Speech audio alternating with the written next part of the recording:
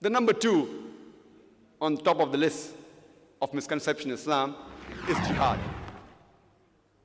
And there is a great misconception regarding the meaning of the word jihad, not only amongst the non-Muslims, but even amongst the Muslims. Most of the people, irrespective whether they're Muslim or non-Muslim, they feel that any war fought by any Muslim for any reason whatsoever, irrespective whether it be for personal reasons, for political gain, for regions, for language, for any reason, if any Muslim fights a war, it is called as jihad. It is a great misconception, not only among the non-Muslims, but even among the Muslims, that any Muslim fights a war, it is termed as jihad. Jihad comes from the Arabic word Jahada, which means to strive, which means to struggle, which means to exert effort.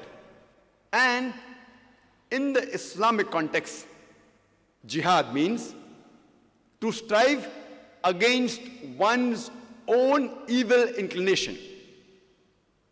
Jihad in Islamic terminology also means to strive to improve the society. It even includes to strive in the battlefield in self-defense. And it even includes to strive to fight against tyranny and oppression.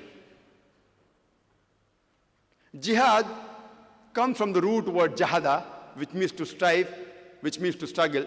For example, if a student strives to pass in his examination, in Arabic, we say he is doing jihad. He's striving, he's struggling to pass in the examination. If an employee strives, struggles to satisfy his employer, irrespective whether the work he's doing is good or bad, it is called as jihad.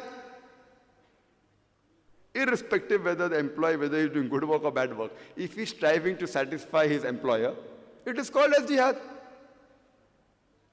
Jihad merely means to strive. If a politician strives to acquire vote, irrespective whether it's good or bad, it is referred to in Arabic as jihad.